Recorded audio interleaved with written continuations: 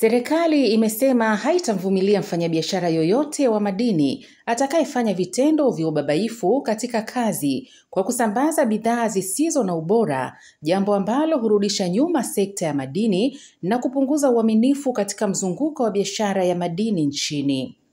Kauli hiyo imetolewa mapema hii leo Mei 16 mwaka 2025 na Katibu Mkuu Wizara ya Madini Mhandisi Yahya Samamba akimwakilisha Waziri wa Madini Mheshimiwa Anton Mavunde katika mkutano wa jukwaa la watoa huduma na wadau wamiliki wa leseni nchini wenye lengo la uzinduzi wa Kamati ya Mawasiliano na Masoko kupitia Chama cha Wasambazaji wa Sekta ya Madini Tanzania TAMISA. Tumekuwa na malalamiko kama serikali. Baadhi yenu wanakuwa sio waaminifu. Baadhi yenu wanaleta ujanja. Baadhi yenu mnachenga.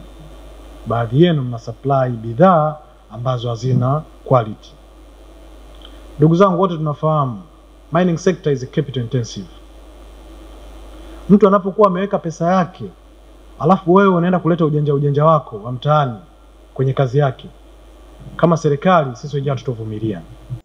Aidha, Katibu Mkuu huyo amewataka wadau hao wa madini kuwa na ushirikiano, kwani kufanya hivyo ni kutimiza maelekezo ya Mheshimiwa Rais Dr. Samia Suluhu Hassan katika kuimarisha ufanisi katika maeneo ya kazi na kuboresha huduma wanazozitoa.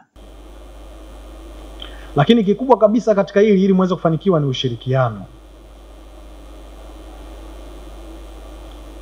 Mheshimiwa Mavunde kaniambia nije niseme kwamba wizara na taasisi zake zitatoa ushirikiano 100%.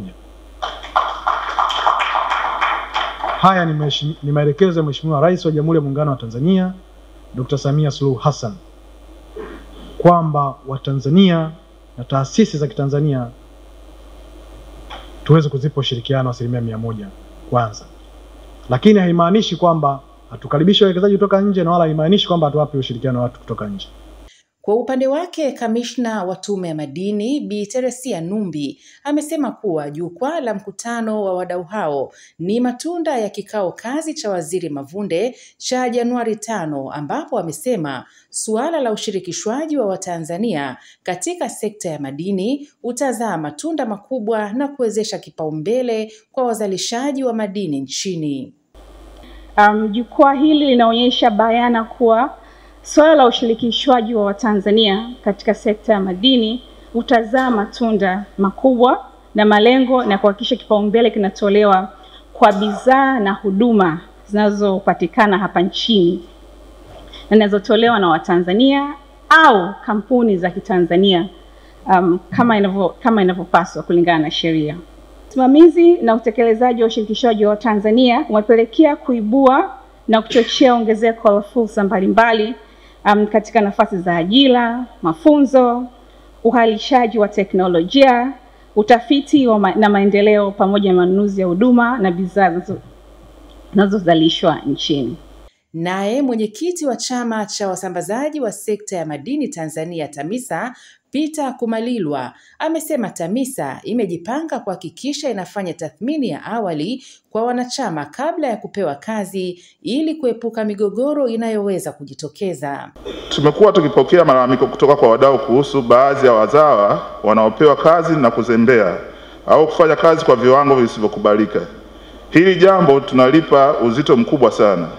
Tumejipanga kuhakikisha kuwa TAMISA inafanya tathmini ya kila kabla ya mwanachama kupewa kazi ili kuimarisha uaminifu na kuepusha migogoro.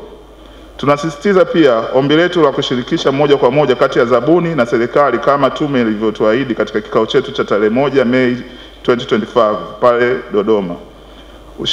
Ushirikwaji huu utasaidia wanachama wetu kujiandaa mapema na kuchukua hatua stahiki ili kushiriki kikamilifu katika ushindani wa zabuni hizo. Sambamba na hilo, Rafael Maganga, mdau kutoka sekta binafsi, amesema kuwa matarajio ya TAMISA ni kufikia uchumi wa dola trilioni 1 hadi kupelekea kuongezeka kwa mabilionea nchini. Lengo kubwa ambalo tunataka kuona, tuna vision kubwa ya kuwa na to build a $1 trillion economy by 2050. A $1 trillion economy, tukisema kwa rank za sasa hivi za dunia, tuna namba 17 in the global economy. in the current rate. Na kwa hiyo sio kitu kidogo, lakini itakuwa driven na mining sector, itakuwa driven na oil and gas, ICT and the rest. Kwa hiyo lazima tuhakikishe from the mining sector hii TAMISA imekuza billionaires watakaokuja kuchangia to the $1 trillion economy of Tanzania.